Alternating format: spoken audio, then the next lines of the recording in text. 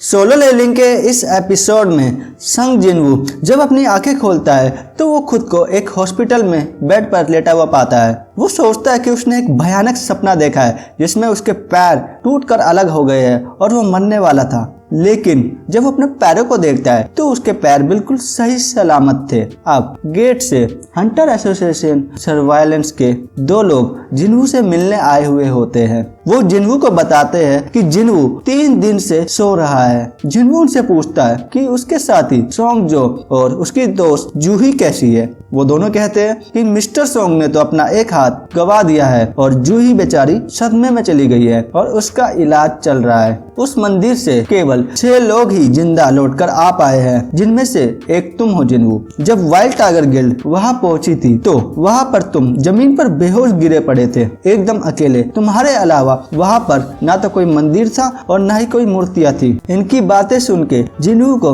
बिल्कुल यकीन नहीं होता कि आखिर वो मंदिर और मूर्तियां कहाँ चली गई। ये दोनों कहते हैं कि अगर वहाँ पर सबूत नहीं मिलता तो उन सभी को मारने का शक तुम्हारी टीम के ऊपर आ जाता जिनवू। वो दोनों जिनवू की शक्तियों के बारे में पूछते हैं कि कहीं तुम्हारी शक्तियाँ दोबारा तो नहीं जाग गई। वो लोग जिनवू की शक्तियाँ अपने माना मीटर पर चेक करते हैं, लेकिन उसका स्कोर काफी कम आ रहा होता है। तो इनको लगता है कि उनसे शायद कुछ गलतियां हो गई है, उन्हें उस पर शक नहीं करना चाहिए था। वो जिनवू को सॉरी बोलकर वहां से चले जाते हैं। यहाँ पर जिनवू को भी एक पल के लिए ये लगा कि उसकी शक्तियां दोबारा जाग चुकी है, लेकिन उसकी उम्मीद गलत साबित हुई। उनके जाने के बाद जिनवू ये सोचता है उन लोगों ने मेरे ऊपर आई स्क्रीन पैनल के बारे में क्यों नहीं पूछा, क्या इस पैनल को सिर्फ मैं ही देख सकता हूँ। तभी वहाँ पर जिनवू की सिस्टर जीना आती है और उसे डांटते हुए कहती है कि अगर फिर से तुम्हें ऐसी चोट लगी तो देख लेना जिनवू, मैं स्कूल जाना छोड़ दूंगी और काम ढूंढ लूंगी अपने लिए। जिनवू अपने सिस्टर से अपने 100 नोटिफिकेशन के बारे में पूछ रहा होता है जो कि गेम्स के अंदर आते हैं। अब जीना वहां से चली जाती है और जिनवू अपने सिस्टम पर आए उन नोटिफिकेशन को देख रहा होता है जिसमें कि उसके कुछ डेली के मिशंस थे, जैसे कि दौड़ना वगैरह वगैरह, और जिनको ना पूरा करने पर उसके लिए कुछ सजा भी तय थी। लेकिन जिनवू संग को ये सब मजाक लग रहा था और वो भी एक बेकार सा मजाक। यहाँ पर हंटर एसोसिएशन के लोग अपने चेयरमैन बॉस को ये खबर दे देते हैं कि जिनवू संग की शक्तियां दोबारा नहीं जागी है। इस ओर एक लाल कपड़े पहना हुआ हंटर बॉस एक लड़की को बी रैंक की रेड का मेंटर बना रहा होता है और उसे विश्वास दिलाता है कि वो अपना काम बखूबी कर लेगी। इधर शहर में सड़क के बीचों बीच एक और नया गेट खुल चुका होता है और लोगों को इससे परेशानी हो रही थी क्योंकि इससे वहाँ ट्रैफिक जाम बढ़ रहा था। इस ओर जिनवू संघ के सिस्टम का मिशन पूरा ना कर पाने की वजह से सिस्टम जिनवू को एक रेगिस्तान में भेज देता है जहाँ उसे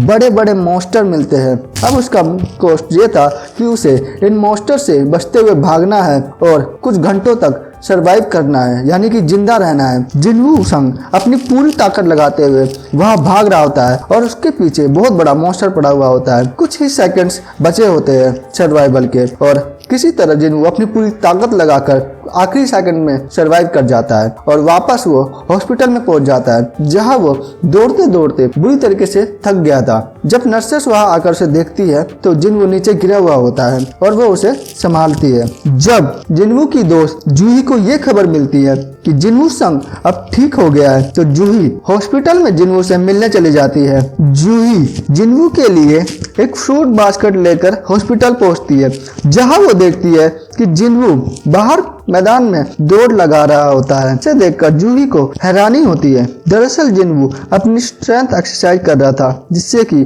उसकी ताकत बढ़ सके। ये स्ट्रेंथ ट्रेनिंग उसे सिस्टम ने दी थी।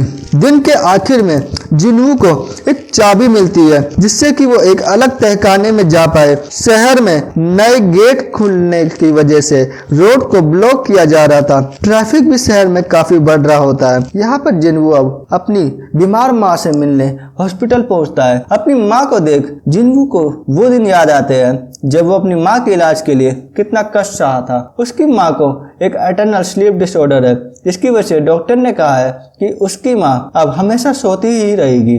जिनवू अपनी माँ के इलाज के पैसे के लिए बहुत सी जगह मजदूरी किया करता था जहाँ उसे बहुत दिक्कत आई। फिर उसने किसी तरह खुद को ई रैंक हंटर बनाया और रेड में भाग लिया, लेकिन यहाँ भी उसकी किस्मत ने उसका साथ नहीं दिया। रेड में उसकी जान बाल बाल जाते जाते बची है। उसे रेड के दौरान काफी चोटें भी खानी पड़ी है, लेकिन अभी जिन्वू इस की का इस्तेमाल करता है जो कि उसे सिस्टम से मिली थी। उसका इस्तेमाल करते ही एक नया गेट खुल जाता है और जिन्वू एक अलग डायमेंशन में पहुंच जाता है, जहां वो देखता है नीचे एक सीढ़ी थी। वो सीढ़ी से जाते जाते एक नीचे के तहखाने में पहुंच जाता है, जहां जिन्वू को कई गोब्लिन्स मिलते हैं जो कि उसे देखते ही उस पर हमला शुरू कर देते हैं। जिन्वू किसी तरह खुद को बचाते हुए अपने खंजर से एक गोब्लिन को मार देता है। ऐसे ही वो बाकी दोनों गोब्लिन को भी मार देता है। इनके बाद एक भेड़िया वहां पर आता है जो कि काफी ज्यादा ताकतवर लग रहा होता है। वो जिन्वू का खंजर अपने दांतों से तोड़ देता है और उसके चेहरे पर